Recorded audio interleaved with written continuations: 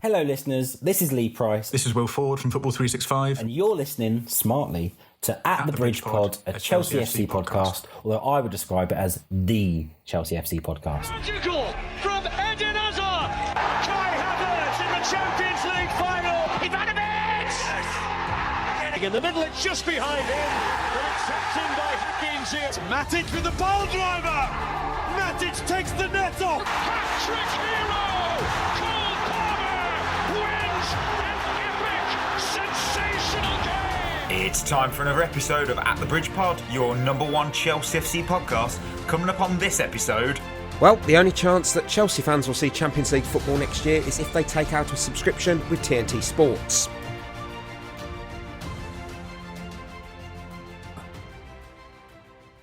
Oh, welcome back everyone to another episode of At the Bridge Pod, and I am joined in the virtual room filled with every bloody lion. I got Ollie, I got Berth, I got Chris.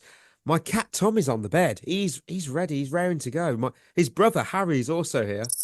So it's a big episode because clearly they were pissed off with yesterday.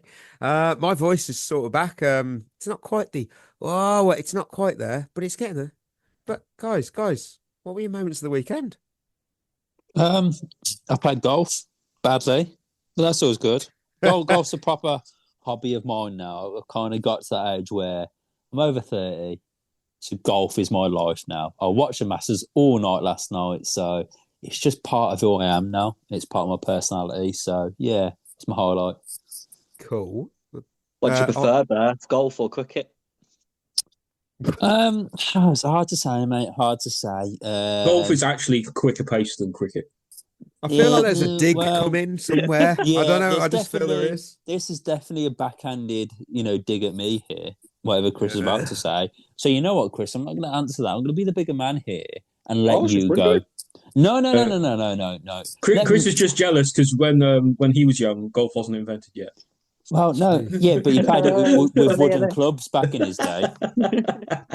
Bloody hell. I visited some friends. That's what I did this weekend. Good company, good people, good food. Cool.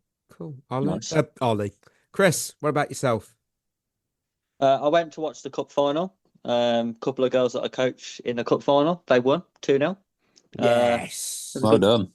Yeah, it was a good day. Good day. A little bit disappointed in the facility. You know, when you win a cup final, you'd like some time to celebrate, right? Mm. But they had like back-to-back finals. So like as they were celebrating on the pitch, the other team was setting their warm-up up. Sake. So it's like fucking hell. And then it was sort of like, go on, rush them off, get off the pitch. We've got another game on. I just think sometimes it's like fucking hell. Plan it a bit better than that. You've won your trophy. Now fuck off home. Yeah, that's it. Yeah. Oh man. Right. I'm commandeering this section. Because I took a trip yesterday. I took a trip to the Molineux to watch Wolves take on Spurs, and now I didn't mention this on Friday's pod. Because truth be told, I wasn't even sure if I'd be well enough, because listeners, you knew how I sounded on Friday. And I thought, if I'm like this, I ain't going to be doing shit all weekend. Well, Sunday morning, I was umming and ahhing. I was like, do I? But I thought, you know what? You go. Don't regret saying you'll regret it. My gut feeling said you'll regret it. So I went, and wow, I'm glad I did. Honestly, I genuinely forgotten how magical it is to just be inside a stadium. That roar, that buzz, the overpriced food, of course, but genuinely, there's nothing like it. And calling the atmosphere electric feels like a cliche, but sometimes, they exist for a reason. And it hit me straight away when it was filled up, and the 90 minutes, you're just in the zone. For those obviously who don't know or know me too well, might be a new listener. You might be. Wolves have always been like my local team, because obviously I live far from Stamford Bridge. The accent gives it away. And as much as Chelsea are my club, they are my club. It's always been easier to catch Wolves games in person. So yeah, and I must admit, it reminded me why I fell in love with football, because it was just entertainment. It was. I know we've not seen that, have we, as Chelsea fans? But look, Spurs were hilariously Spursy. James Maddison spent most of the match moaning and pissing everybody off. Angie's tactics looked like they were drawn in crayon. and the whole team played like they were just allergic to defending. Honestly, not a Spurs pod, but you got to sack him. On it, you got to burn that down because Poster, no clue. they were That's- awful. They were awful.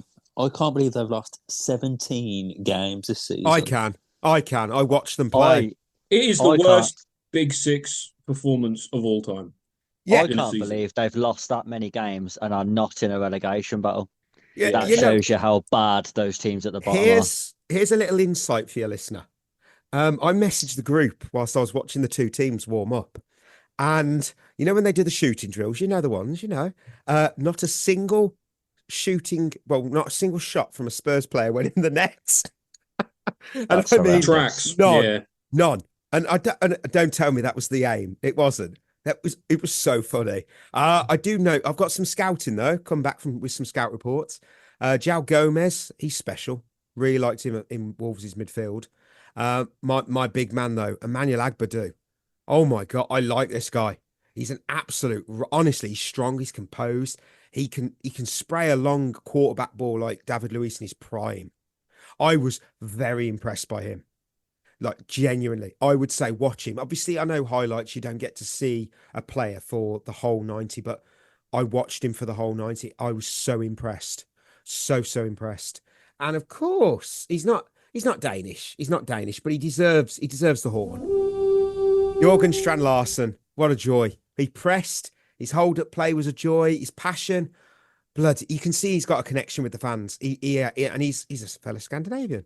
So I expected nothing less than perfection. It's a shame he's rubbish. See, you know what? He's not that bad. He's good. I like him. Right. He caused chaos. Do you know who he is? He's like today's Grant Holt. He's better than Grant Holt. That kind of level striker, I think. Yeah, but got to remember, Ollie, next season he'll score 12 goals for Wolves and we'll want to sign him. I would not be against it. Well, that's the baseline, isn't it? Isn't Grant Holt a wrestler now? Isn't he a wrestler? No. Well, he just appeared once at some random show, but he's not. Oh. No, he's not. He says here he won his first fight. Well, just saying. Well, yeah. One final thing, because it's some people, if you've clicked off, you've missed out because this is the big thing. Matthias Tell. Yes, this is the Chelsea angle. I watched him. I genuinely watched him closely because we pursued him, didn't we, in January? I'm going to say this loud and clear.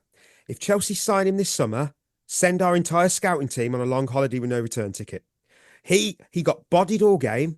His goal, he scored, bounced off him. It bounced off him. His whole vibe screamed Chelsea winger, though. I tell you, he is the perfect modern Chelsea winger now. He was all step overs. He had no end product. And I thought, I can see why our scouting department liked him. He didn't do anything.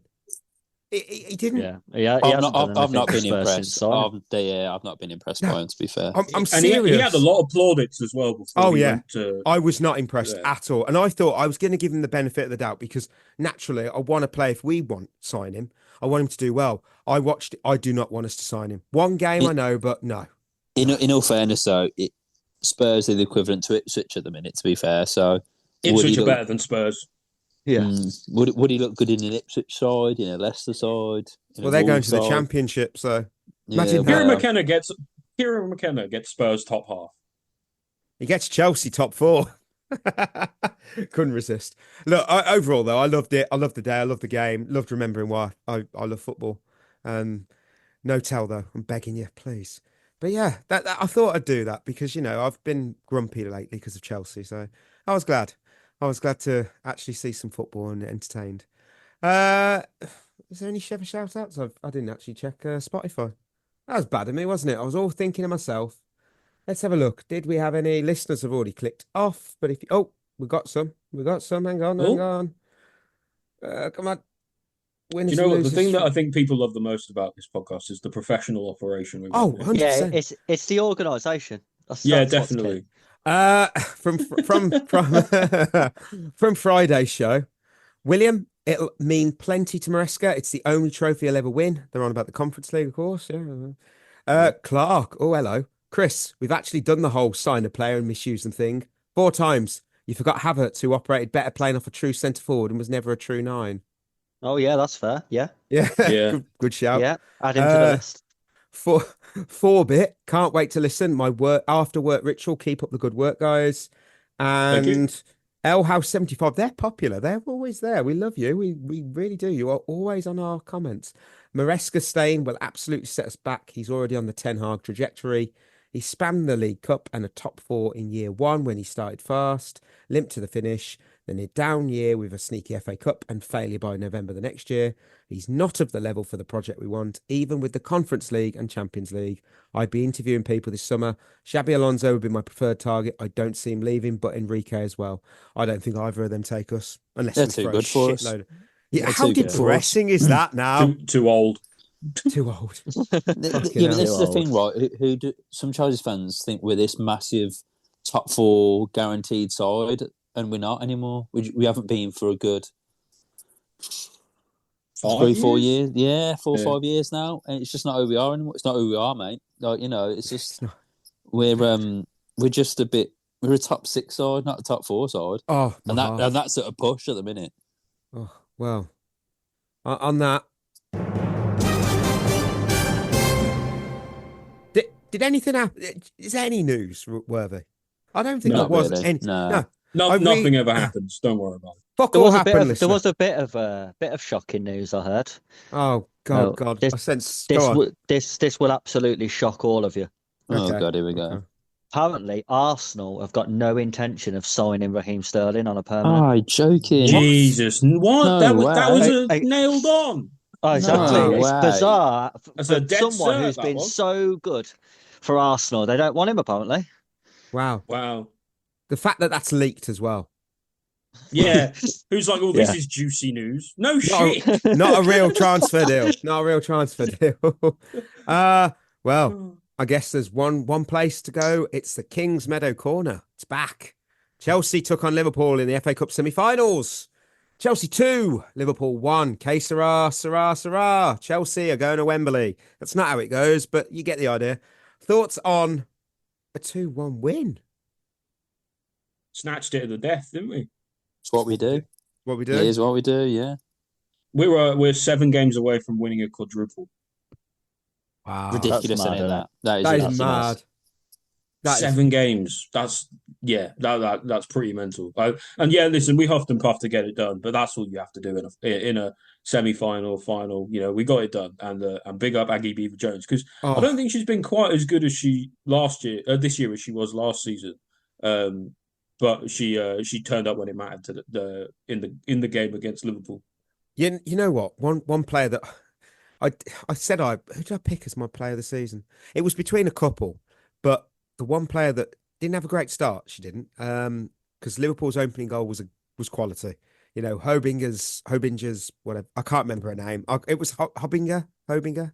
I'm shit at names, but anyway, her vision to spot Olivia Smith's run was class, and the weight of the pass was perfect. Oh man, Sandy Baltimore. She has been one of the most standout players this season, but she didn't stand a chance defensively. It was just so well worked, and it was a great goal from him. And then, but of course, Erin Cuthbert straight back into it. Brilliant equaliser. Came from our first shot of the game, though. That kind of said everything, didn't it, about that first half? It's not really us. I was another slow start, wasn't it? It was another really slow start. I mean, to have your first shot in like pretty much the dying end of the first half that's very slow. I think we call that Maresca ball. Yeah, I mean, God. second half though, we woke up, more energy, more purpose, and Sandy Baltimore, she stepped up. She delivered the Aggie Beaver Jones cross that resulted in the winner.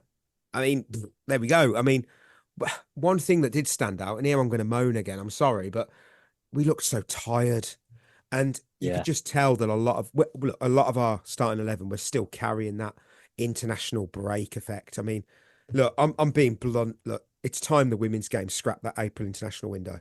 There's no logic in having it so close to the season's climax. I agree. Players are tired. It affects the quality across the board. We don't need it. Play it after. I also think that the FA have to take some responsibility for the scheduling. Who schedules an FA Cup semi-final after an international break? Yeah, the FA do, because that's just what they it's do. so stupid, isn't it? Like, yeah, FA such a stands for big fuck game. all, which is what they know. Yeah. such a big game, and to schedule it after an international break was just bizarre. And they're not even important international games. They're the Nations League. I'm sorry. It's not an important game. Yeah, no one cares. I know this summer we've got the Women's Euros, of course, which is obviously that's I'm going. Oh, wow. Oh, nice. Yeah. Oh, wow. You're going to one of the Wow. most expensive countries to live in. Yeah, I'm going to go to Switzerland and go and see that. My wife bought me some tickets for my birthday, and so yeah, that's what we're. Rob, What a legend. Yeah. Yes, I fully agree, but I want to say the Euro 2025 was robbed from Scandinavia. I'm telling you, because it was Switzerland versus Denmark, Finland, Norway, Sweden, if I remember right. Just they'll do that. They'll do that at some point. Weren't happy about that. I wouldn't have been able to go, but maybe I would have. Yeah, maybe I would have. Yeah, I could have got tickets. Yeah, looking forward to that. We're going to see one of England's games, as long as they go through. But you would expect them to, wouldn't you? But and one other game. They're group games, I think. Or they might be round 16 games. I can't quite remember. But yeah, it's going to be a good time. England, France, Wales, Netherlands. Not bad. Not bad. But yeah, but what it means, obviously, we're heading to Wembley. We're going to face Manchester United in the final. I feel that's a fitting end because, in my eyes, I think those are the two best teams in the country right now. I really do. I mean, Man United have been impressive. I mean, I wanted Man City to win that. I'm not going to lie. Oh, not again. I can't handle it again. I don't want to play them anymore. Yeah, but Man United this season are the better team out the two. Yeah. I'm just not like if you play a team 5 times in a season, like eventually the odds are going to get you. They're going to get you on something. It feels like. Yeah, but I don't know this team because we are just ridiculously ruthless and we're just so good that I don't know. So I mean, maybe. Problem is, a quadruple sounds really easy on paper, but like 4 trophies, oh yeah, it's easy. It's not. It's impossible. Getting 1 trophy is really hard. Yeah. So we're pretty likely to get 3, I think, this season. Because we've already got 1. We're probably going to win the league, and we may well win this final as well. I mean, all I'm saying is Manchester City versus Chelsea women again. You're joking. Not another one? I can't do it. I can't do it. Another one? How many is it now? Have we played them 4 or 5? I forgot. We've played them 5 times this season. Now. Yeah. We could have played them in the League Cup. Was it League Cup or was it the FA Cup, that draw when it fitted in the middle? It was the FA Cup because we had the final. The FA Cup. Yeah. Oh, well, thankfully that was sorted. But yeah, we're on to Wembley. And next game, I haven't checked who we play next. Because we're very close to the end of the season, as I keep getting reminded when I had a grump when we drew 2-2 with West Ham. We have got Crystal Palace. Oh, we don't. We should turn them over easily. Aren't they bottom? Yeah. No game is easy though, Ollie. When you're when you go for the title, listen, it's very magnanimous to say that, but for this team, there are games. But this is what Pompastor will be telling the team: no game is easy. Don't take anything for granted because as soon as you do that, that's when you slip. That is simply that's when you slip. Top mentality, and I love it. They're not listening to us. I mean, you don't know that, Ollie. This Sunday, it's not going to be Palace who are playing. Just say big one, Barcelona. But we'll talk about that Friday. Oh God, where are we going? Oh, of course. Sorry, listeners. Winners and losers is here. We welcomed Ipswich Town to the bridge. They're on the fact they're looking like they're going to get relegated. That was an easy 3 points, wasn't it? Let's have a look. In a tale as old as time, or at least as old as Maresca's usual press conference rants, Chelsea played host to Ipswich at Stamford Bridge, and the Blues spent 90 minutes delivering a Shakespearean mix of promise, panic and plot twists. Dominate early on, Chelsea pinged the woodwork and forced Ipswich keeper Alex Palmer into a heroic audition for the Thieves of Top 5 Dreams Hall of Fame. But as has become custom in this endlessly bewildering campaign, all the glitters in a Chelsea shirt tend to misfire. Ipswich scored not once but twice on 2 breathless counter-attacks, while Chelsea's defensive transitions looked more like a dramatic freeze frame than coherent strategy. A Twanzebe own goal and a classic Jadon Sancho curler sparked some hopes of a comeback, but Palmer, the Ipswich one, turned away late rockets from Chalobah, Palmer, the Chelsea one, and Enzo Fernandez. locking in a 2-2 draw on Chelsea's spot on the could-have-been leaderboard yet again. And as Maresca blames the environment for long balls and long faces, Chelsea fans are left wondering if Stamford Bridge is built on cursed ground or just an endless loop of regression. One thing is clear, with the top 5 slipping away like a Romelu Lukaku first touch, Chelsea are sprinting through treacle and the finish line keeps moving. Chelsea 2, Ipswich Town 2. Don't call it a comeback. Don't you bloody dare call it a comeback. We kick off with the winners as always. Oh, who have you got? But how many have you got in total? Come on, what have we got? I got 3 and 3. But I've gone 3 and 3. Yeah, I'll be honest, they're very slight winners. Yeah, it's not a happy positive week this week, listeners. Sorry. I've got 2 and 3. I've got 3 and 3. I've let the team down, but guess what? I was ill, so fuck you all. I'll go. Look, I'll kick my first winner off because I've got not the Palmer you expected. Because well, we have Palmer on the winners list quite often. Yeah, I actually had this. I also put Palmer, not ours, on the winners. often first name Cole, but this time it's Alex. What a performance from him in Ipswich. For Ipswich, I mean, that save at the end against Enzo was proper reflex instead. That was really good. And it's just classic goalkeepers against Chelsea, mate. They just all turn into prime man. He saved in that. Yeah, I know he conceded 2, but he saved an XG of 2.24 goals. That's mad. Wow. That is quite impressive. Ollie, why was he your winner as well? Well, you couldn't fucking get past him. That's what you need to do for a goalkeeper. And if you're a pretty good one, it's hard to get past you. And he made it impossible, basically. We only did it once. Technically. It feels like we were really. I don't know. Just didn't feel like we were really at it, and I think he was able to take advantage of that. A little bit and kind of play into the momentum of being being the team that's winning and away, and generate that into a good performance. And it's fair play to the lad; he's got a really good mentality about him in that case. But really frustrating on the Chelsea side that we're saying here that Palmer was one of the best players on the pitch, and we're not even talking about our own. Yeah, pretty much. I mean, you know what? I'm going. Berth, who was your first winner? Yeah, I've gone Enzo Fernandez, and that's because I thought he was actually good again. Nothing groundbreaking by any means. You don't sound convinced there at all. No. It sounds like you plucked a name out of thin air there, but I need a winner. He's just been woken up in class to the teachers asked him a question. Enzo Fernandez. I still think, to be fair, he's just one of the only players that actually shows a bit of passion and shows he wants to make something out of the game. And I kind of have to respect that. And I feel like yesterday was the same.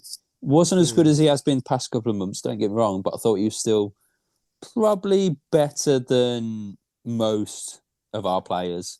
So I kind of have to give it him. And it weren't hard, don't get me wrong, but I have to pick 3 winners, and he's one of them. All right. Chris? Sancho. He's my second one. He's my second Scored. one.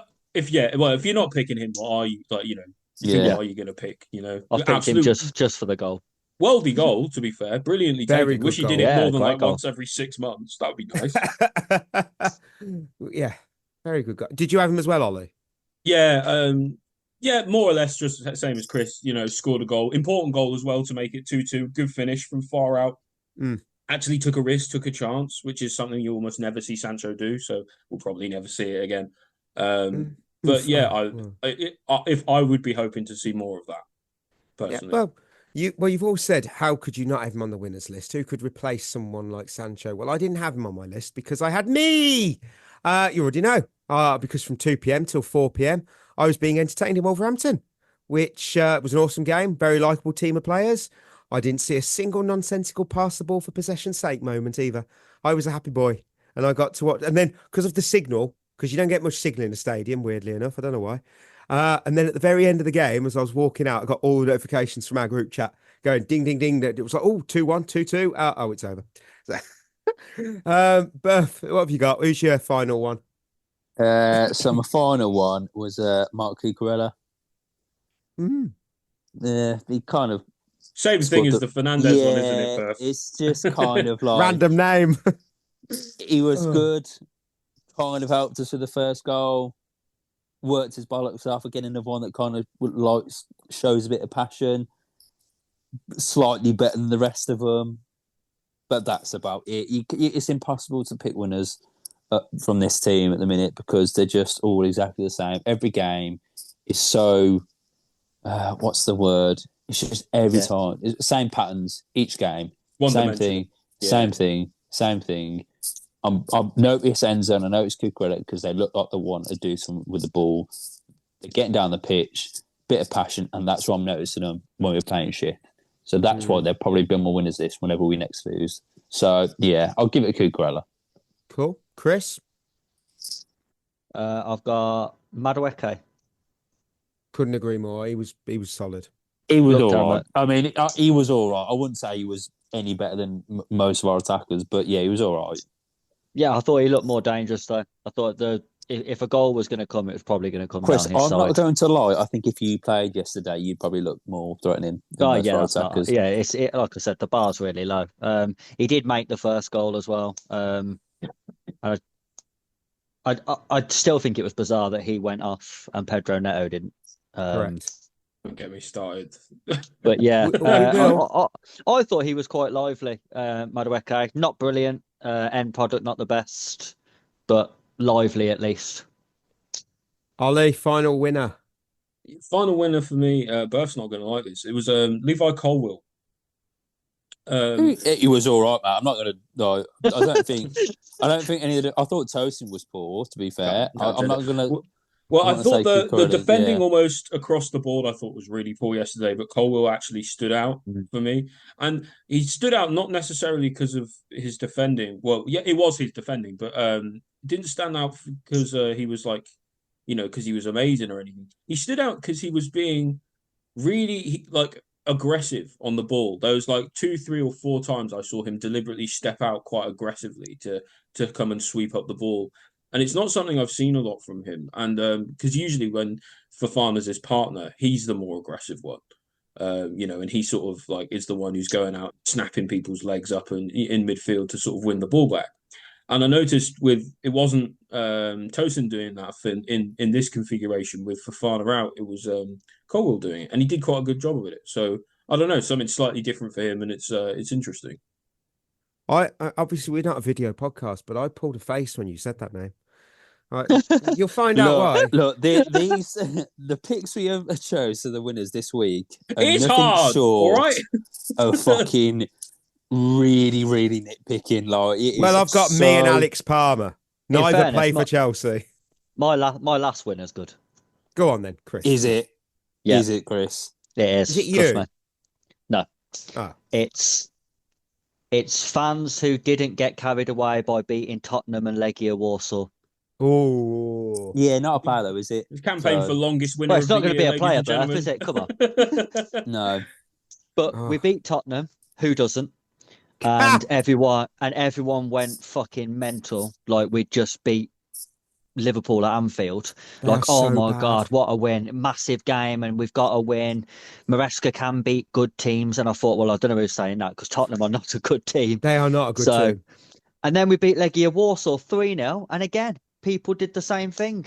Oh, see, when Maresca plays his system and the players play well, we are really good. Fuck off. It's Legia Warsaw, mate. They're a pub team. And in between those two games, what happened? We've drawn with two teams who aren't absolutely Ipswich are absolutely shit, and we've still managed to draw with them. The Premier League is completely different. Arsenal found that out. They absolutely thumped Real Madrid and then drew against Brentford. The Premier League's different. That's where you get found out. And we keep having this with these fans who keep getting carried away every time we win a game. We are now just like Man United. Man United fans are exactly the same. Under Ole Gunnar Solskjaer and under Erik ten Hag, they was exactly the same. They'd lose 5 games in a row, then they'd beat Burnley at home, and everyone would go, oh, we're back. We are back. And then the week after, they go and lose to someone shit, and you think, well, you're not back. You're still shit. You just won a game. Great, well done. You are right. I tell firsthand, I'll tell you all, listeners, all of you, Spurs are shit. Like, Yeah. Vicario doesn't like pressure. Ben Davis, I mean, he used to be decent. He was awful. Like, any Wolves players pressured him and he panicked. He panicked, and it's like, you can't panic in that situation. What are you doing? And he's like, oh, what do I? Oh, I've got the ball. What do I? Oh, and you're looking left, looking right, and by the time he's lost it, and the Wolves on the attack. Yeah. Well, you know where we're going now. We are going losers. I've got some paragraphs here. Right. Pull up a chair, listener, because guess who's back on the losers list? That's right. Enzo Maresca, not for the first time and not for the last time. Of course he is. Chris? Of course. Ollie? He's actually not on mine. Get the fuck out. Ollie. Yeah, shut up, mate. You're not big, you're not clever. Shut up. I tell you what. Ollie is still very much Maresca in. Yeah. It would appear so. Look, I'm getting one of those awful sculptors to make a loser statue of Maresca so I can stick him just maybe outside our office doors because he's making this list his home. I'm going to start with the basics. Benching Reece James from the off. That's a red flag. He decides to sub off Madueke, who Chris touched on earlier. He was our only attacking threat really down the wing, just as he was starting to cause issues as well, more so for Ipswich. Classic Maresca, that. And then, look, I'm a bit of a tangent, but this is what you get. Look, when you give more tactical freedom to your fullbacks than Cole Palmer, who that dude notched like 40 goal contributions last season just by doing simple things in and around the box. Maverick player. And tactically, it's just rinse and repeat rubbish. I mean, cross after cross into the box, despite the fact that we don't have a striker who thrives on aerial service. You know, there's no plan B. We know plan A do better. There's no flexibility. It's just stubborn ideology that doesn't fit the players we've got. And then just when you think it couldn't get worse, you know where I'm going. The audacity to maybe, we don't know one way or the other. I think he does, but blame the fans post-match. I mean, the quote says, we lost confidence because we conceded because of the environment. That could mean anything, of course, you know, never know. No, he's just really concerned. Definitely means the fans. I believe he's really so. concerned about the rainforest, Chris. Yeah. Obviously. Our goalkeeper plays short and then he goes long for the second goal because of the environment. Look, mate, what? Pointing fingers at supporters. To be fair, though, he did blame the sun against Brentford, so maybe he is actually talking about the climate. Yeah. Good point. There you go. If it was only snowing. Maresca, climate warrior. Look, I found the whole thing a little bit poor, a bit disrespectful because the fans have been a bit too patient. I mean, they weren't always that way. I mean, look, over the last 24 hours, I've seen a lot of people as well, especially on our account, bring up the Mourinho comments about the fans during the QPR game in his second spell. Look, it's Jose Mourinho. He's the greatest manager in Chelsea men's history. He already had Premier League titles under his belt. He'd you know, both of us, and obviously other trophies elsewhere. And he had a legacy. So yes, even then, some fans were annoyed by his comments, but he kind of earned the right to speak candidly, maybe, because he got respect, love, and serious clout in his bank. You know, compare that to Maresca, who's strolling in off the back of a championship title with, you know, the best squad in that competition last season. He's got no legacy. He's got no silverware at Chelsea. He's got no emotional capital with the fans. He's just got vibes and inverted fullbacks. I think you need to behave a bit. That's my take. Not exactly vibes. Not exactly vibes. I mean, I'll tell you one thing. How I would compare this Chelsea team and Maresca at the minute. It's a bit like my hairline. Looks good on the surface, but actually rapidly going backwards. But yeah, was that its best place 10 years ago? Yeah, but even 5 years ago, years ago, great set of hair, elite hair, solid, great core. Now, wispy, weak, backwards, nothing to it. Yeah, but you get hair elsewhere, don't you? You just don't see it growing. I want a clip now of wispy backwards. We can use that to describe our performances. Oh. Yeah, well, but yeah, Chris, anyway, we're shit. Yeah, we're shit. We're shit. Chris, losers list. Why? Well, everyone knows my feelings on Maresca, so I'm going to keep it. I'm going to keep it specific to this game. You're a bit Maresca out, aren't you? Yeah. No, you're not, are you, Chris? I might get a T-shirt. I think you might throw a party if it happens. I said in our group chat starting a centre back at right back when you've got 3 right backs on the bench is insane. That's point number 1 against him, just specifically for this game. I think he really showed how much of a poor manager he is by... Madueke was obviously a planned substitution. He was going to play 55, 60 minutes, whatever it was, and then get subbed off, which is fine to have that plan going into the game because, Madueke's only just coming back. That's perfectly fine. But then you adapt to the game because the idea would have been by 60 minutes should be 2-0 up. So you can take him off to give him the rest and to not overload him coming back from injury. Fine. Not a problem. We wasn't 2-0 up though. So then you adapt. And when he's looking more dangerous than other players on the pitch, you don't take him off and you just say, well, we'll just have to risk it because we need him on the pitch because he looks the most dangerous attacker. He looks the most likely to get us a goal. So I'm going to take Pedro Neto off, who's doing his best Nkunku impression. I'll take him off instead because he's utterly wank. But no. I'll stick to the plan. And that sums Maresca up. It's all a plan on paper with no adapting to what's actually happening in the game. And then to come out after and blame the environment because saying we conceded the second goal because we decided to go long. Well, that's just a load of bollocks. You know what, though, Chris? And I'll touch on that point. It's such a good point. This is the problem, and it's been a problem for a long time with modern football and managers. And people wonder why football's so poor to watch these days, because it is. Yep. You look back 10, 15 years, you look at your Wengers, you look at your Mourinho's, Alex Ferguson's, people like that. Even sort of like Klopp to a certain extent, and like those, you can go back to then, Ancelotti, another one. These managers would adapt. These managers wouldn't just rely on, I'm going to play this way every single game, no matter what the score is, no matter what the team is, this is how I'm going to play.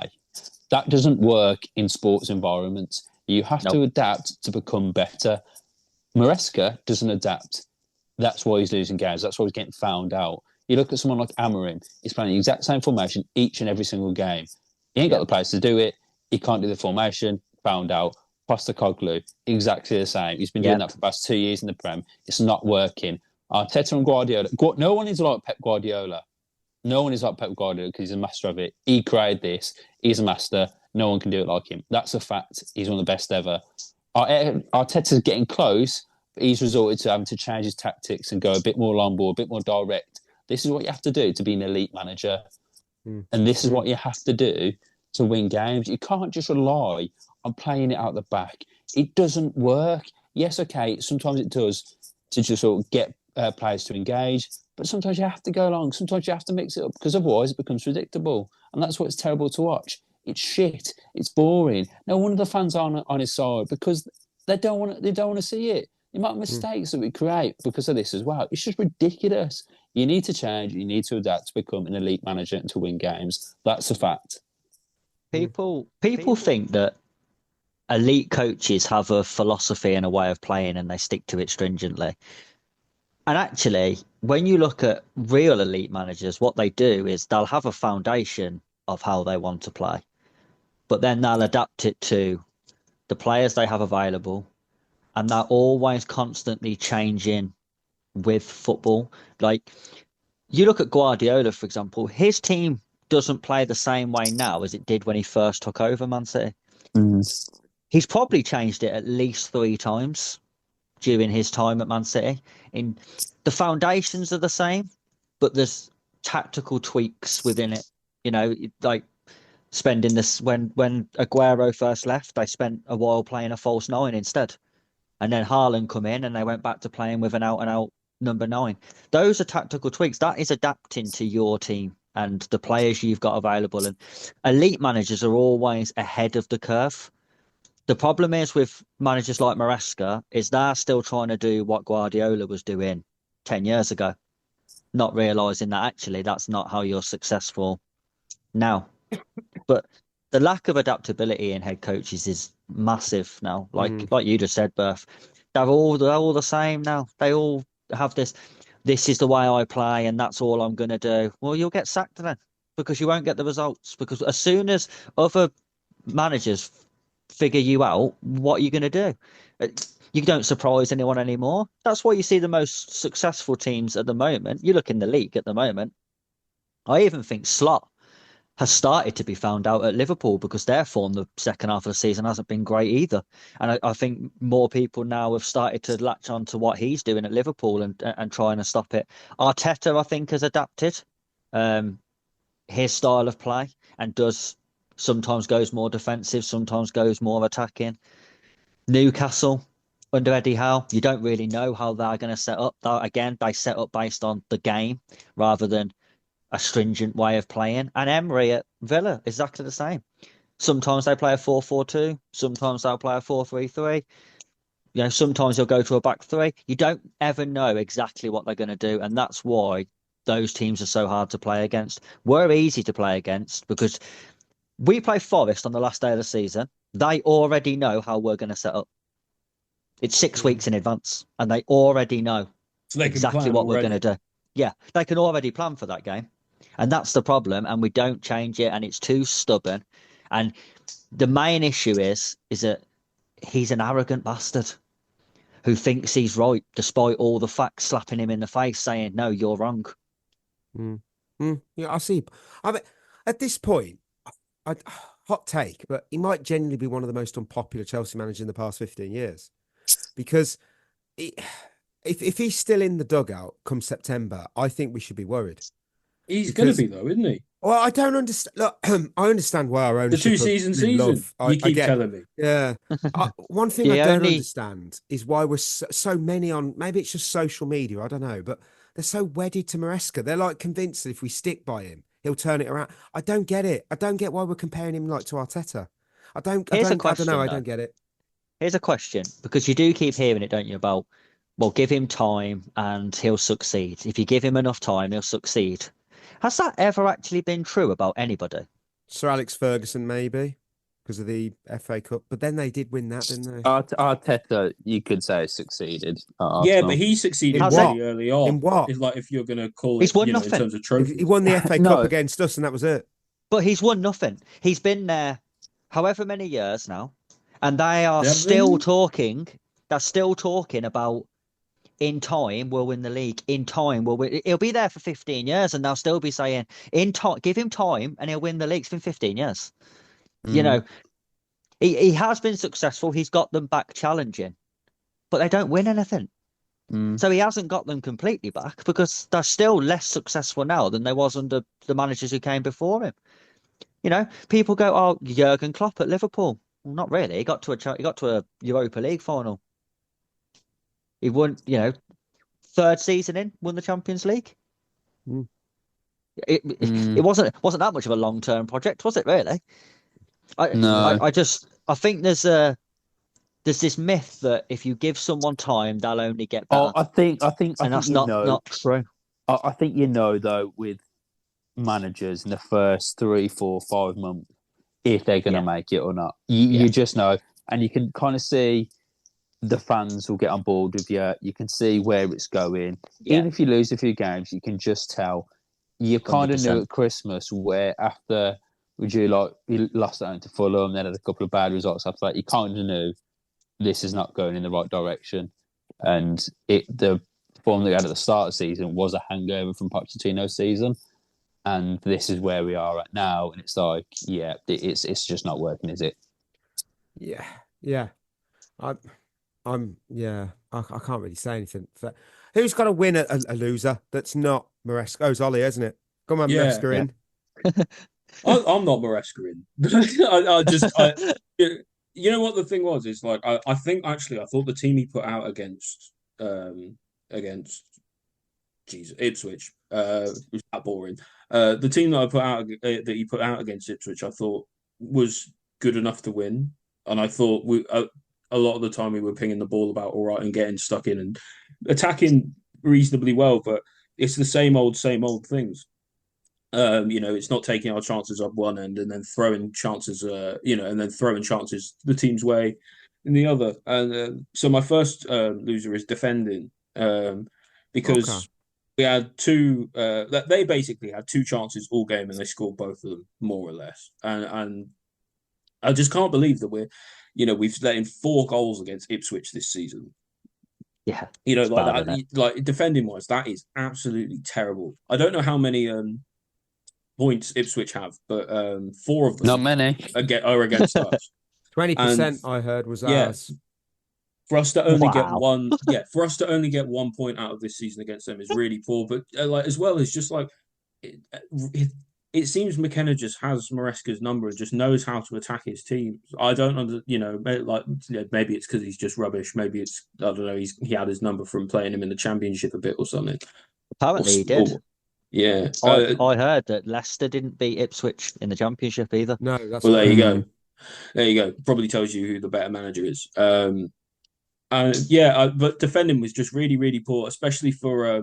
I praised Colwell before, but in the first goal that Ipswich scored, it went right between him and Tosin, and then Ciso just ghosted between both of them and knocked it in. And I just thought, defending wise, that's so poor, and Cucurella was poor defending wise, and like I don't know, it's not the defensive performance you would have wanted to see against a team that's going to get relegated this season. Correct. Let's put it that way. My second loser is Levi Colwill, because he's no stranger to this list either. He's featured a few times already this season, and unfortunately, he's back on it again because it's the same issue that keeps popping up: lapse in concentration that led to a goal. It was against Ipswich. It happened not just once; it happened twice, and that's not good enough for a player that we hold in such high regard as the next great Chelsea defender. Because people do call him that; they do say he's going to be our next. They're wrong. They're wrong. They're wrong. I'll tell you what pissed me off. It was the glaring moment where he just let the ball roll past him like he was watching a training drill. He's got such a thing with his attitude like that. Like it really does get on my nerves. Like it's got a real little like nonchalant gimmick, but it's not working. It was embarrassing. There was no urgency. There was no awareness. There was no reaction. What the hell? Come on, what the problem is? It's not necessarily all him. I think he's being paired with defenders like Tosin and Chalobah, who, let's be honest, they're not calm, inexperienced presence that he needs. He's got serious potential. There's no question there, and I'll never say he hasn't. But at this stage of his development, he needs a seasoned, top-class centre-back next to him. Someone who can... We had Thiago Silva, perfect, but obviously, aged and time comes for us all. But we need someone who can guide him, organise that back line, help him cut these errors out of his game, because right now, he's not learning fast enough, and we're paying the price. There's no one to go, Levi, gain the position, Silva would have done that. John Terry would have done that. I'd have said probably Ricardo Carvalho would have done that. But Tosin and Chalobah are not. It's simple as that. That's why he's on my losers list. Fair. Yeah, it is fair. It is fair. Oh. He weren't on my losers list. But I do agree with you, Mikey. I don't mind someone having the aura of Virgil van Dijk if they played like him, but he doesn't. And Levi Colwill is a good player. I know I give him a lot of stick, but I know he's a really good player. There is a really good player in there, and that's why I give him so much stick. I do think he's probably our most overrated player. Yeah. But there is a player in there, and I'll never disagree with that. There definitely is. But he's just not at the races, and he hasn't been for a while, and I think questions need to be asked of him. But he's not my loser this week. Tosin is, because whilst I do rate Colwill, I'm not convinced at all by Tosin. I think he's very clumsy on the ball. I think positionally he's poor. A bit of a strange signing anyway. Okay player, but that's all he is. He's just average. I think Fulham is his level. I don't think he's good enough for the top side. And I think we pay him like he is. I don't think he is good enough for us. And I think yesterday showed that massively. I think it was Friday's show. I told Chris 120 grand. Ridiculous. He's one of our ridiculous. He only obviously Palmer, Caicedo, Neto, Cucurella, Enzo, Nkunku, Fofana, Stern, and James are higher paid, which in itself is mad. To be fair, Neto's too high up on that list, by the way. He's on 160k. That's ridiculous. Fuck me. Honestly, what are we doing? Me and Chris had the exact same reaction. Fucking hell, that's way too much. That's at least double what he should be on. I don't know what he was on at Wolves. Let me check. As the Wolves fan here, apparently, he was on at Wolves 2.6 million a year. That don't help me. That doesn't help me. Is it net? That don't help me either. Gross. He was Just divided by 52. Yeah, well, I'm not on the quick fire maths today. I'm struggling. Do you have a computer nearby? Do I have a? Oh, here we go. Here's the hilarious. Right, let me look it up. Oh, you p. Right, We have fun here. we do some maths. We do have fun. He was on 50 grand a week. What the fuck did we give him triple his money? Oh, Yeah, what we that's doing? about right. That's That so sounds Chelsea. about right for us. That's so Chelsea. We gave him Yeah. triple his money and an extra 10 grand for fun. Yeah, Oh, I for told you it was fuck's worth sake. Googling it. Oh, man. Fuck yeah. Chris, who's your second loser? Well, you picked someone who someone else picked as a winner as a loser, and so have I. Mark Cucurella. Both the goals came And down you know his what? side. That sums up the game, doesn't it? Because it's just shit. Like you Yeah. could have picked winners and losers for every single player. Yeah. It's weird, isn't it? I do completely agree with what you said, Berth, about him. He always gives 100%. He was involved in the first goal that we scored, but I don't think you can ignore the fact that both the goals came down his side. No, of course not. No. You know, the first goal, Colwell firstly gets absolutely bullied by a striker who doesn't play. And then I don't know what Cucurella was doing. It was like he lagged a little, like he didn't know whether to go to the ball or the man, so he just stood still in between them both and went, "Oh, I don't know. If I can't make if I can't make a decision, I just won't make any decision, and I'll just stand here." And then just didn't mark Ben Johnson at the back post and let him get a free header at goal, a goal that had Robert Sanchez in it. You can't let anyone have a shot at any point when you've got Robert Sanchez in goal. We know that. Yeah, I just thought uncharacteristically poor defensive day from Cucurella. Yeah. I've just seen, I'm not even pulling the breaking news alarm because it's pathetic if I did it. Enzo Maresca was highly frustrated with the Ipswich result and remains committed to succeeding with Chelsea. What an absolute fluff piece that was. Oh, can he just quit already? That's not even. And there's a nice little picture of him doodling on some paper. It looks like a team sheet, I think. How can I get Sanchez to play better? I don't know. Chris is hoping it's a P45. He's right. Yeah. Ollie, who's your second loser? Second loser for me, opportunity. I would have said the exact same thing last week after the Brentford game, but I was not. After the Brentford, the Brentford game, we with Forest not picking up points, we had the really good ability to be able to not rest on our laurels and to really look up the table instead of down. How quickly things change. 2 games ago, if we had won the next 2 games, we would have been third, and now we're 6th. Yeah. I can't help but feel this game as well. Forest lost again, or they dropped points again. I think they lost or they drew. Can't remember, but they lost 1-0 to Everton. So we had the opportunity to really to push on from the season. And you know what I thought? I thought there's no chance we're going to do that because we didn't do it last week. Forest seemingly tripped up, so we're not going to do it now. And I was right. We turned up and we didn't do it now. And it's just I feel like again, and it kind of goes back to a bit maybe what we were talking about with the manager and stuff about saying, he only ever does stuff one way. I knew for a fact we weren't going to change a single thing about the way we were going to play after Forest didn't pick up points, right? I knew that there was no chance it was going to be any different to how it is to normal. That just feels wrong to me in terms of sport, and I feel like we're just not taking our opportunities as a club right now. You know what's funny though about opportunity? You are right. The table's really tight, and everyone, all the really positive Chelsea fans are like, well, we're still only 3 points off third, which is true. That is an absolute fact.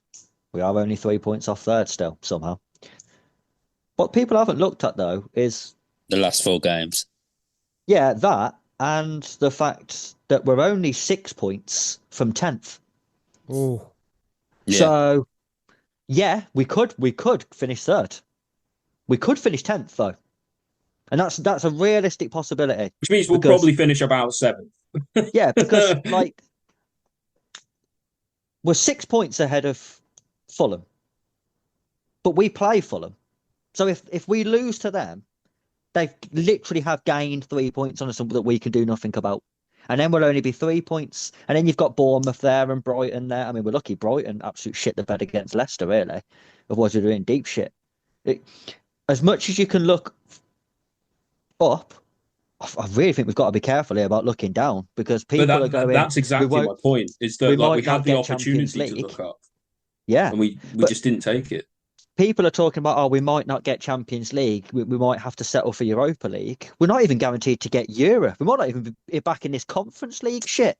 That's how bad it could go here. And then I don't understand. People are going, if you sack Maresca, it sets us a year back. Surely if we finish 10th, it sets us 2 years back. Yeah, you're right. It's actually only half a year because it's a 2-season season. I forgot. Keep forgetting. Yeah, my final loser is regression, because I want to talk about regression. No, we're not talking about Berth's hair. I'm sorry, Berth. I heard that earlier. I heard. No, Berth. Honestly, first he talks about golf and cricket, and now he's just getting it from every angle. Berth brought it up. He said his hair. I would never do that, but Berth said it. So it was like. To be fair, Mikey, I'll allow you because you've got nice long hair. Thanks. So... I'll let. I want to make sure before any listeners go, fuck you, get him out of the show. I was joking. Berth said it about earlier with his hair, so I thought it was fair game there. I'd take it as well. Hair singular, by the way. When he said when Berth, it's important to when you say hair. If he's actually referring to one single hair, it's the only one on his head. Oh no! Ali. We need to chat privately after this. Ollie won't be on the Friday show because he's been absolutely taken out by Berth. Right, regression under Maresca. This entire squad feels to me like it's gone backwards, and I've got a serious question. I want one player who's improved under him. Name me one. Enzo Fernandez. Yeah, that's it. That is it. That's a good shout. Not bad. That is literally it, though. But that could also just be a natural progression of getting more used to the league. That could also be not having a hernia anymore. That is also true. I mean, Cole Palmer, he went from being our talisman to looking like a background extra in a half-baked sitcom this season. Trevor Chalobah, remember him? He came back from Palace, looked like a player ready to make a statement. Now he looks like he's forgotten what the statement was. That's on the manager. It's like players come back. Look at Robert Sanchez was a world class. Oh no, he's never been. He's never been any kind of class. He still made him worse somehow. Yeah. But somehow, I think what's worse is it's not just the players now; it's the standards at the club. They've nosedived. I say about the standard is the standard. No. Managers used to be judged at the end of a season, no matter what, no matter who they were. Happened all the time. Carlo, Mourinho. Even Pochettino, obviously, recently, of course, we were told. So it's a recent thing as well. Now, Maresca looks to be set for next year, no matter how dire it gets. There's no pressures, no consequence. That's a safe job. That is just poor. That is poor because you've got to have some pressure on you. Let's not forget, this is the board that turned down Luis Enrique to hire Maresca, and let that sink in. Enrique's out here moulding a very young, a very good PSG squad into something quite serious. We've got a project manager who, all in the name of a grand vision that so far has produced absolutely nothing except disappointment for us. That, for me, regression, it's not a trend now, it's our identity. And I don't like it. You know what? I'll address some as well on the Luis Enrique thing, because there's a lot of people, again, online, who make the argument that we wouldn't have give Enrique time to get to the point he's got to with PSG now, because his first period there wasn't great. It took a while. The difference is that he has got some form of CV that you could fall back on. That's the difference. I don't understand. People don't seem to understand that it's not just the fact that we're losing games. It's the fact that we're playing shit football that no one wants to watch.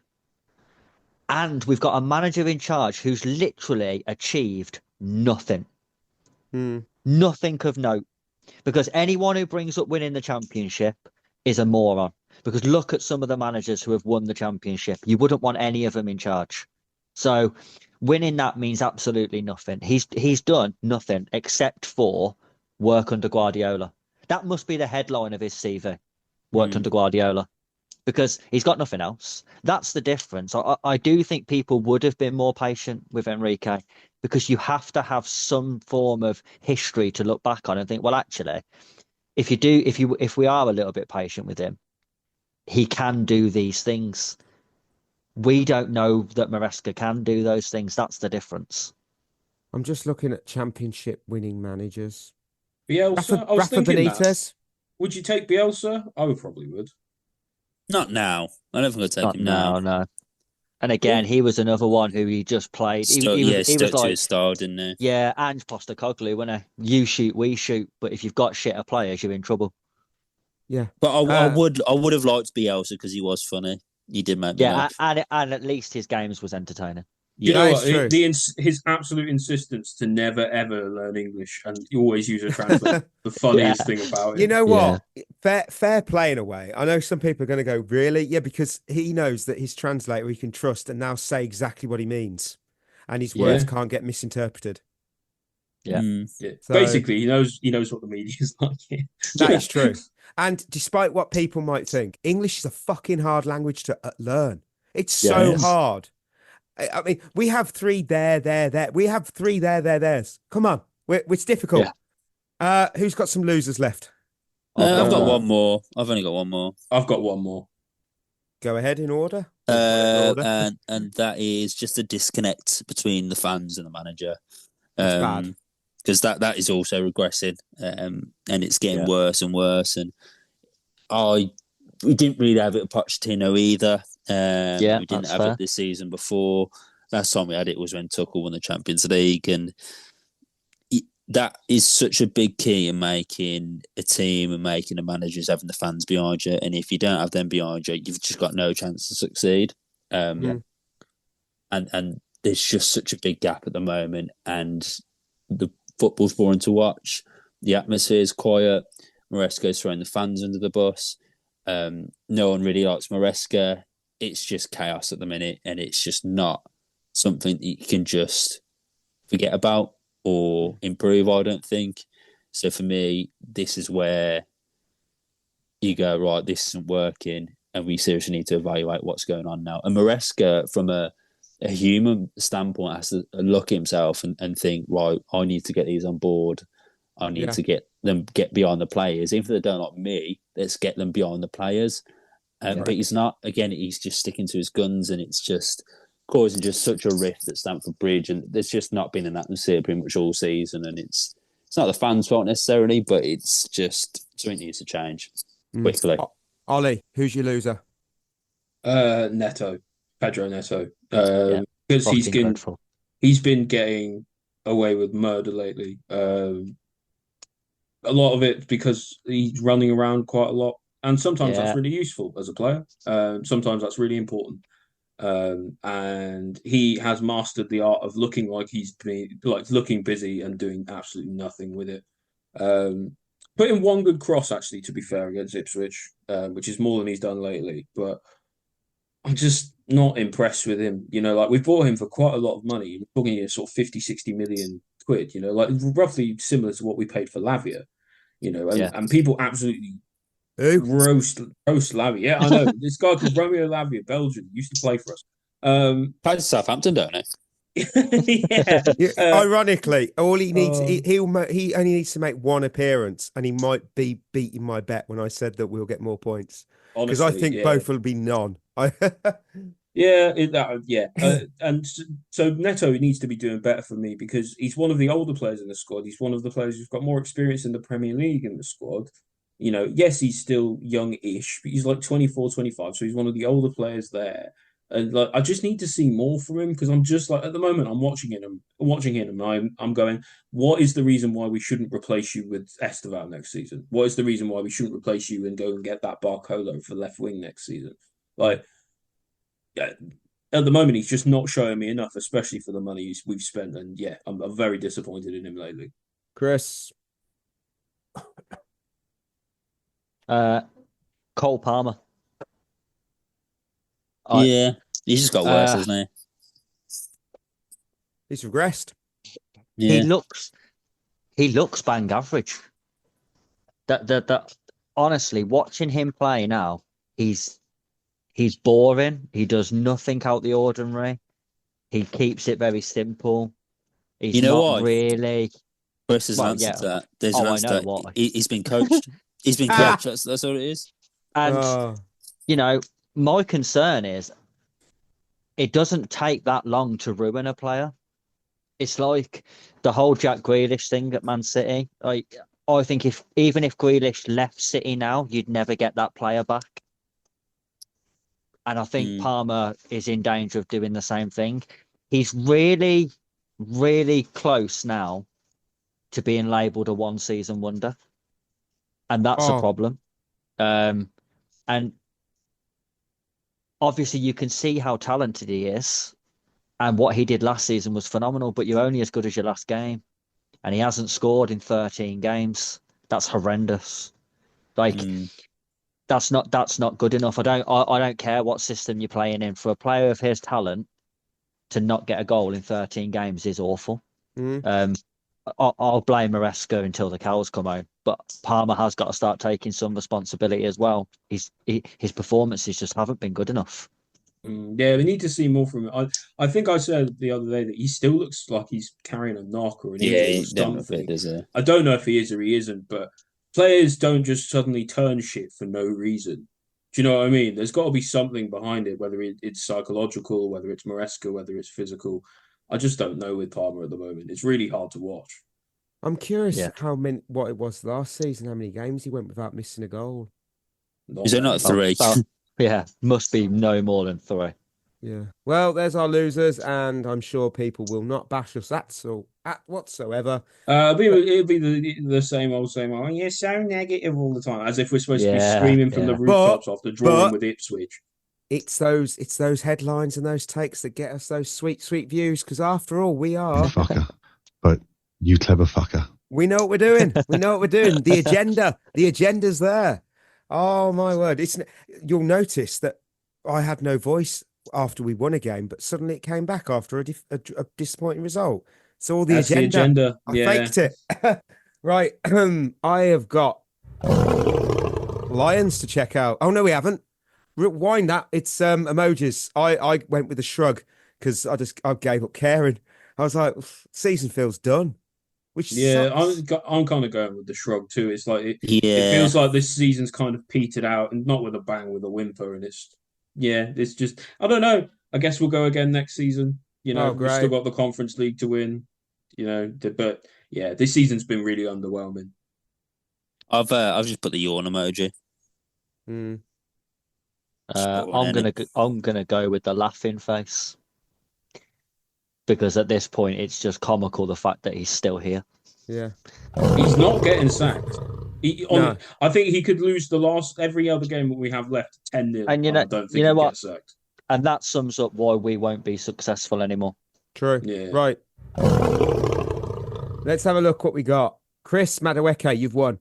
I went with Jackson and the wheel went Sanchez. That's a Chris, because he was probably our most positive player. Lion of the week. Just give it Madueke. Just give it Madueke. Or Sancho, yeah. Just give it Sancho, because at least he scored a good goal. Yeah. He'll never get on this any other time. That's what I mean. You got to give him one. Match preview, Legia Warsaw again. So you already know what's going on there. Do you want to know what happened yesterday? Because they took on a team in the league, and I can't pronounce the team name, but everyone wants me. Was it the Red Lion FC by any chance, or? Are you taking dog and pheasant, mate? Yeah, dog and pheasant, dog and pierogi. It was a Sunday league pub joke, Mikey. Oh, sorry. People want me to actually have said don't duck out. You got to pronounce it as if you would, just for the comical. So I'll try. Jagiellionia Białystok. Do you know what? Nailed it. Fair effort, what mate. a team. Yeah. Can you guess the result? 0-0. Please tell me they lost. Please tell me they lost. Legia Warsaw lost 1-0. Wow. Oh, yeah, but it was a massive win against them in a tough away day, remember? Tough European away day. Legia were at home as well for this game. All flares and shots on fire. Oh, this is fucking ridiculous, honestly. Well, we've got a Lion. Well, we've got to. So, he's not real. Can I pick Mark Yu? He's not going to play. but he's still No, injured. he's still injured. Yeah. I'm going to go George. Come on, George. I'll go Attenpong them. I'm gonna go with Jorgensen. Yeah. I actually have to pick someone for this. It's not a real game. Don't pick a real player. It's not a real game. Might pick the kit man. They'll all have the right kit on. Can't really lose. That's I'd not laugh always. I'd laugh if they didn't now. Yeah. I'll go Reece James. Yeah. In what position? Right back, centre mid. Who cares? Who cares? Not a real game, mate. It's training session. Oh, well, that don't take the piss. Is he? Could do. Badia Shield. Yeah, that's all right. Yeah, I don't hate that. No. You went with Reece, and I've wrote James, and I never write that. I write James. Right. Oh, cough. Quaresma's questions. Let's have a look. I've got a fair few. Got a lot. So, oh dear, I can't read that out. First question. Yeah. Can't read that out. Ben, you know what you wrote. Can't read that out. Can't get us cancelled. But you did ask a second good question that I can read out, and I will not get cancelled for. Would we have gotten top 4 if Poch was still in charge? Still would have been quite tough, but I you'd had think more top of a chance. 5. More I of a think top chance. 4. Definitely more of a chance. I don't know. I think there's something to be said about him with another year with the momentum on his side. The fact he tends to do better in his second season. I'd be inclined to say probably. But then again, we lost players that were like key to the way he likes to play. So I don't know. Maybe it's not that simple. I would say yes, and I would say it just based on the fact that we would have a much better version of Cole Palmer. Yeah, that's true. Shout. That is true. Paul, is the Premier League terrible this year, or is it better depth in the league? That is a actually, good angle. It's terrible. It's a bit of both. But I would agree with you, it's Berth. terrible. No, I'm with Berth. I think it is weak. It is almost similar to the Leicester year, but there is more depth now because, like we said, Bournemouth paid like 30 million for a top Champions League player. I'll Really? tell you what, though. Wow. Here's the thing. Actually, I just think the standard of players has got less. I don't think it's the fact that these teams below have got better players. I think it's the fact that the top teams have got worse players. I had an idea. I don't know what you guys feel about this, and it sounds a bit radical, but maybe the FA will listen to me. I think the Premier League should be 18 teams. It used Well, to yeah, be. because there's not 20 good enough teams, you mean? Yeah, but there's not though, is there? Like No, and there every isn't. time now when teams come up, they just go straight back down again. Yeah. You could take 2, it's not much, but you take 4 games off the schedule. Like it may be in a critical part of the season, like the winter period or something. And you get a more competitive looking Premier League, and it's more of an exciting thing to see who goes down every year because everyone who would be going down wouldn't have gone down in a while. I think we should all just watch the Championship. I agree. I would back that, though. I think 18 teams, only one team gets automatically relegated. Team who finishes 17th plays the team who finishes second in the Championship in a playoff. Yeah, I like that. And if you win any of the domestic trophies, you get European football. You don't get European football for coming fifth. I really like the You gotta win. playoff Yeah. relegation battle that Yeah, they have I like across that. because if you're a good enough promoted team to be obviously going for promotion, you'll win. And Yeah. if it works, I'm sorry, it works. Right, James, if we didn't draw, would Maresca have been fired instantly? Embarrassing as fuck. No, he wouldn't have been. I really don't No, he believe wouldn't he have would. Alexander, do any of you guys think the players will rebel against Maresca and play more freely? No. No. Because then they won't play. That's also true. And I think that if they're thinking of maybe a move away, they're going to be looked at as a bad attitude. Hey, They also, don't listen. they need to, if they do want to move away, they need to be in the shop window to play. That's why Nkunku keeps playing. I'm convinced that the board may have put a message to Enzo. It's the only thing I can think of. Well, Lord knows you wouldn't play him for his talent. Well, he works from home. I keep saying that. He turns on the pitch and I'm like, Yep, he's heading home. He's not playing. He's on his computer, ignoring Teams calls. That's what he's going to be doing. Oh dear. Right.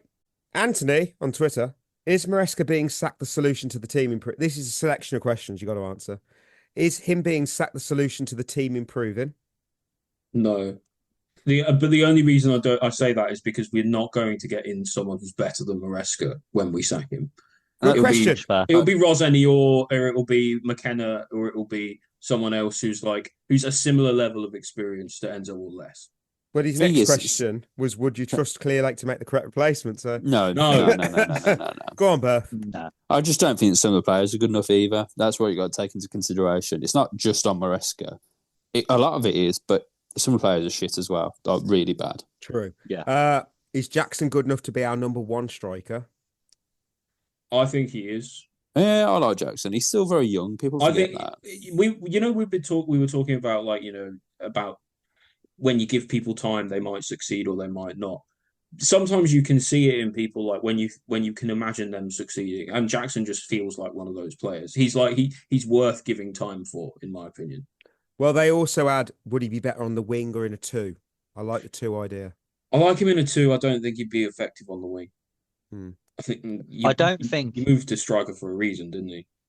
I don't think he thrives in this system again, though. I think he's another one who, well, he was better under Pochettino, wasn't he? Which was more vertical football, spacing behind, not a lot of playing with his back to goal, not having 8,000 crosses swung at him every 90 minutes. Like, none of that is really his strength. And yet, that's what we need. Even though, according to Maresca, he's his perfect number 9. Boring. This is interesting because then they've added, is Nkunku not good enough or not being used correctly? Well, I just want to bring up from Friday's show, and I've got it in front of me still. Nkunku has featured 67 times as an attacking mid, 66 as a central mid, 54 as a second striker, 56 as a winger, 37 as a centre forward.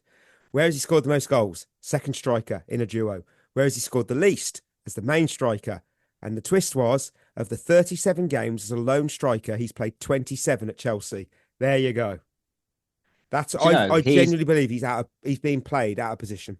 He's another one. He's another one where I think the question of would we have got top 4 with Pochettino, we would have had a better Cole Palmer, and I think we would have had a better Nkunku. Yeah. And they're better, and maybe a better Jackson, and they would have been better together as well. Yeah. Yeah. Right, wrapping up the show with the end of show game, and it keeps working, and it's still working. So, football 20 questions. Did we do it last week? I think we did. Yeah, me and Chris got it, didn't we? Who did you get? Yeah, but the king is back this week, boys. it was Gareth Bale, wasn't it? Oh, of course it was. And we've got our own. We got it in really not that many questions. Yeah. Well, considering this is probably going to be one of our longer episodes, it's always Ipswich. The Ipswich game is always. Why is it always Ipswich? Why is it always you? It's against Ipswich, and there's more to say in a game where we were bad against a bad team. You know what? One of our most recent episode was obviously Legia Warsaw. We won, and one of the lowest listened episodes. All the ones before it were listened to quite a lot. Says a lot. Wasn't a real game. Warsaw. People were like, "Don't really give a shit." Legia Warsaw, great, cool. Didn't learn anything from it. Right, the end of show game. Let's have a look. Football 20 questions. I've got a player, 20 questions, yes or no. You get the idea. They get a guess each as well. Go ahead. Who wants to go first? I'll go first. Is it a retired player? No. Still active. That makes it more difficult, I think. Is he playing in the Premier League? No. Notice how Berth said he and got 2 questions in one there. Clever. Yeah, very good. Yeah, I see what you did. I did wonder then. I was like, because I could have gone, no, she does not. Well, that's why I paused. That's what I said he, because I was like, it could have been a she. Clever. Yeah. Not just a pretty face. You're going to be bought up by Clearlake soon with those loopholes. Are they playing in a top 5 league? No. Ooh. Are they playing in the Championship? No. Are they playing in the MLS? No. Ooh. Are they playing in South America? No. I'd like to make sure that the MLS is a top 5 league. Come on. We all know it's not. Are they playing in the Turkish league? No. Burning up them questions. Yeah, I mean, We're trying to work out what the league is. Probably Saudi, I reckon. Could be. yeah. Netherlands. The Dutch league. Could be the Portuguese league. Are they playing in Europe? No. No, well, brilliant. Cheers, Ollie, for putting that in my head. I'll confirm it. Are they playing in the Saudi league? No. Wow. Wow. Well, we're fucked then. We're fucked then, lads. Okay. How many questions you got left? 11. I could give you the manager of the team. You would No, never hang get on, it from hang on. that. You'll never get it from that either. Okay. Is the team that this player plays for at the moment in the capital city of the country they play in? Oh fuck. That's such a niche question, Ollie. I'm just trying to think. Like it might help. Where are they based? So it's not the MLS, it's not South America, it's not Europe, and it's not Saudi. We don't know much about this guy here, though, do we? Really? Although he's still Don't know playing anything not in the about Premier League. Yeah, we don't even know what position he plays. We're just kind of like, No, where's no. He's not. No, they don't play in the capital city of the country. But what league is Okay. it? Because what leagues are left? The A League? A League. Okay, okay. maybe. Yeah, I don't know if this will narrow it down. China? Maybe. Does he play in China? No. Chris, I swear to God. Right, let's try narrowing it. Let's try narrowing the player down. Yeah, that might be an idea. Are they a midfielder? No.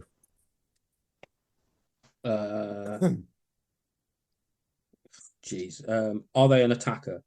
No. Are they a real player? Right. They are very real. This isn't an obscure person, by the way. So it's a defender or goalie. Yeah, are they a defender? Yes. Right, there we go.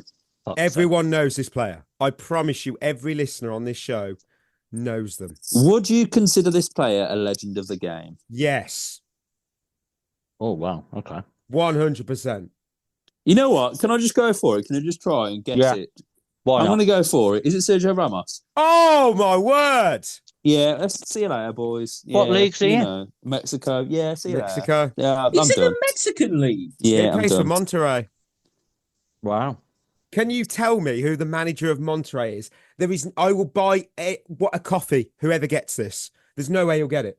I've not got a clue. It's it's a former Premier League defender.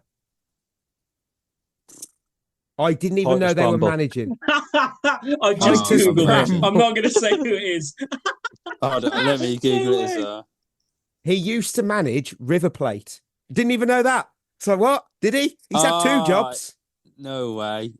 Think Man City, Chris. Yeah. Think Man City. You're never going to get it. Think Ponytail.